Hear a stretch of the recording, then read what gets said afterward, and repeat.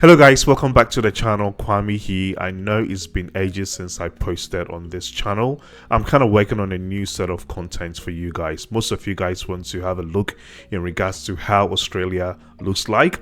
Yeah, so I've taken upon another project to basically go out there and shoot some outdoor videos for you guys, so you guys will have a bit of insight in regards to how beautiful Australia is. In today's video, I'm going to basically address most of the questions that have recently been asked by you guys. So the number one question is you've got a visa refusal and what to do next.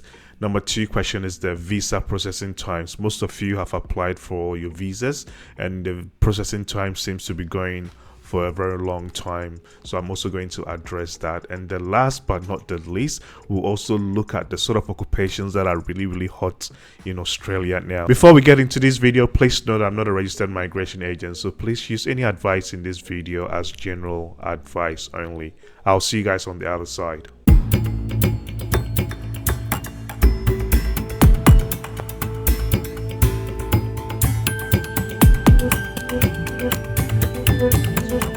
The number one question is, you've got your visa refused. What should you do?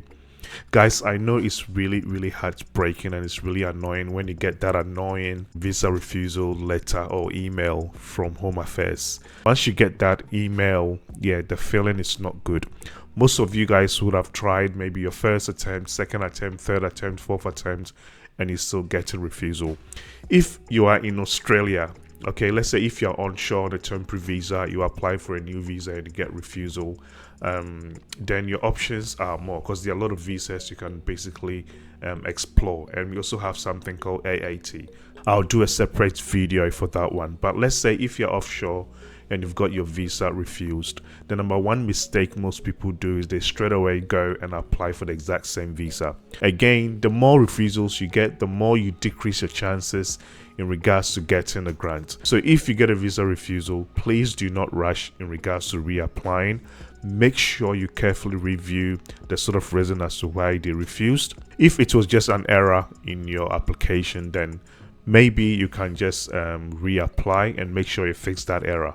If, let's say, you forgot to upload the documents, what I've noticed with Australia Home Affairs is most times, if the visa case officer is really good, they will not just refuse you, but they'll give you, let's say, 28 days. They'll send you an email and request for that document, and when the document is requested, they give you basically 28 days to submit that document.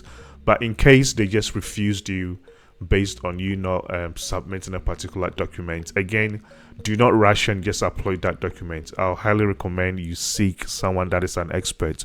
Okay, look for a migration agent, a lawyer, and seek advice before you reapply for another visa. I've seen cases where most people will get scammed because out of desperation they just go online and start looking for visa experts, blah blah. Trust me guys, there's no one out there that will guarantee that 100% you're going to get your visa granted. End of the day, it's only Australia Home Affairs or immigration that will grant you visa.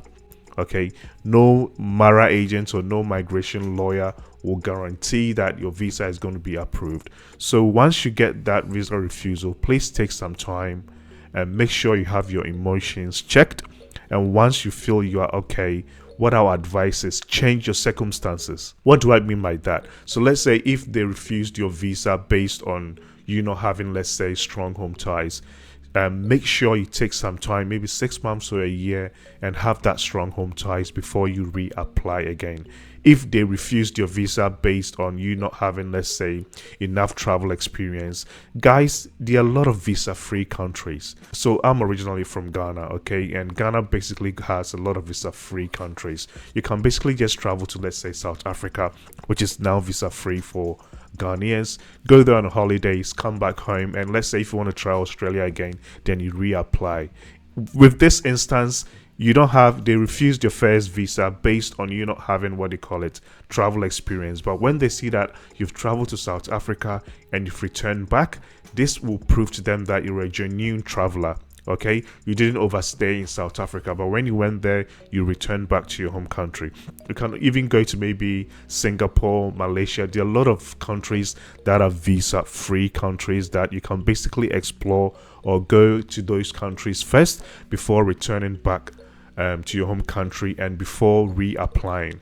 If you didn't have enough funds, make sure you have more funds before you reapply for your visa. There are a lot of European countries you can also try, and getting visas to these European countries are somewhat easier as compared to getting visas for Australia, Canada, US, and the rest. So you can also explore some of these countries, and if you go as a tourist or a traveler and you return back to your home country, this will prove to immigration that you're a genuine traveler and your intentions are clear.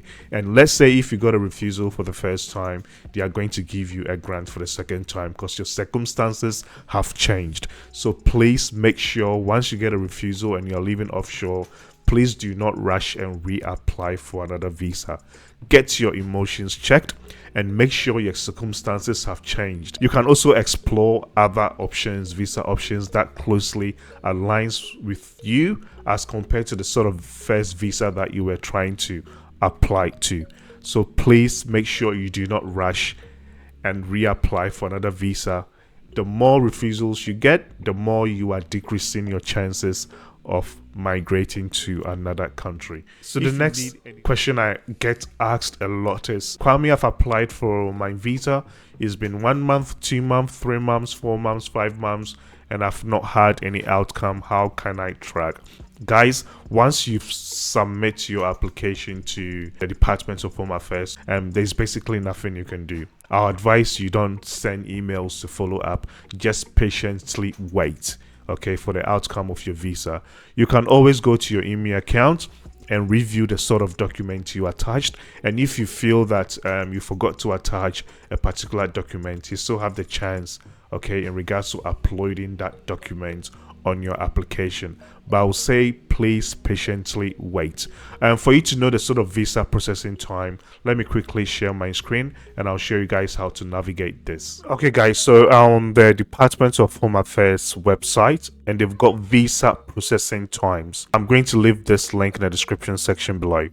Okay, so when we come down here, yeah, it's going to give you the estimated time in regards to when to expect an outcome in regards to your visa. So when we come here, I'm not going to read all this.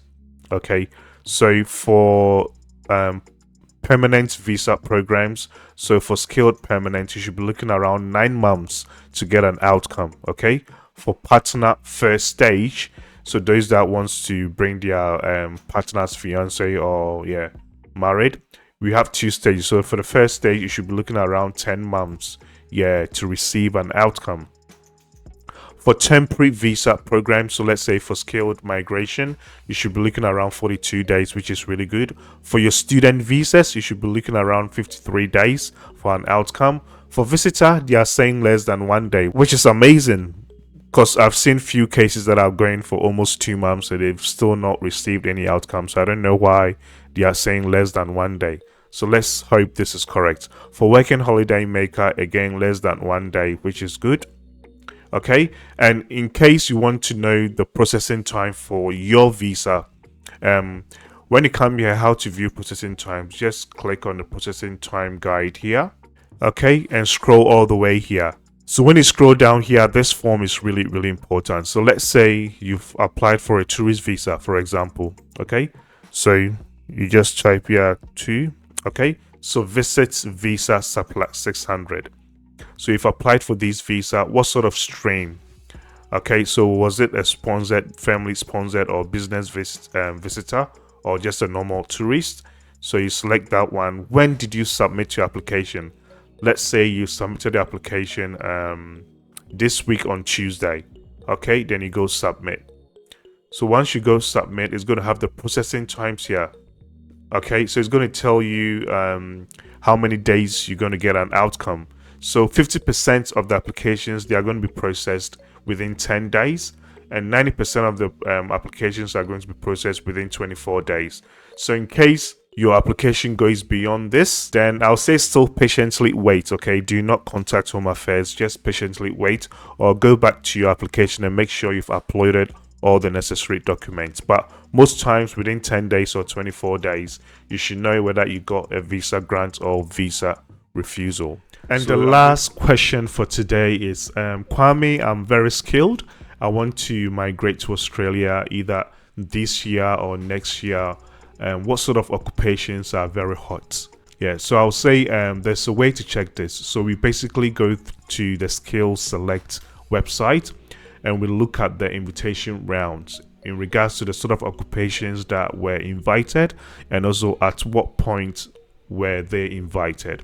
So I'll quickly share my screen so we can also navigate that. Again, guys, so you come to the Home Affairs website, and this time around I typed in Skills Select. I'm going to leave this link in the description section below. Okay, so on the Skills Select website, they have the expression of interest via Australia and also invitation rounds. So basically click on invitation rounds, then you come all the way down here. We're going to click on current rounds. Okay, when we come here, the latest invitation round for Visa Surplus 189, so Skilled Independent Visa Surplus 189, was on the 5th of September 2024. So we have the occupation here and also Surplus 189 minimum score. Okay, so for an accountant general, people were invited at 95 points. I know most people will be like, hey, but I also had 95 points, but I wasn't invited. There's a lot of selection criteria that Home Affairs basically use, but I basically know that they go by first come, first serve.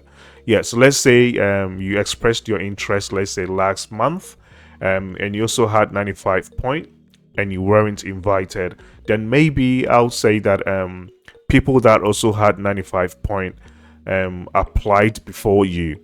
Yeah, so let's say there were like 500 applicants. Okay, so they are basically going to invite those that express their interest first. Yeah, before those that just express their interest. So that's how it basically works.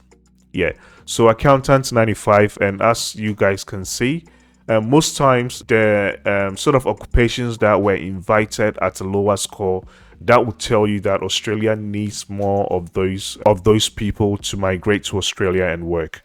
So when we carefully review air conditioning and mechanical service plumber, they were invited at 65. Australia is trying to build more homes, so more houses. So of course they want to bring in more trades people to come and live and work in Australia.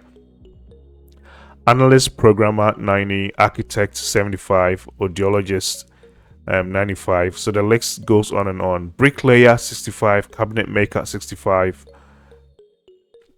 carpenter and joiner 65, carpenter 65, chef 90, chemist 90, childcare center manager 80, civil engineer 90. Yeah, so the list goes on and on and on and on and on and on and on. If you want to know what the process is, it's really easy. So let's say Skilled Independent Visa Surplus 189. The process is really here and it's straightforward. So you check your eligibility, you submit your expression of interest, you wait for an invitation, you gather your documents, you apply for the visa. Okay, so the process is here, and again, I think I've made a lot of videos in regards to this. And that's all for today, guys. So in case you have any other question you want me to address, please feel free and leave them in the comments section below. I'll be uploading few videos so you guys know how beautiful Australia is. I would like your feedback. If you want me to upload more of those videos, then you give me a thumbs up and you let me know. My name is Kwame. I'll see you guys in my next video. It's a bye for now.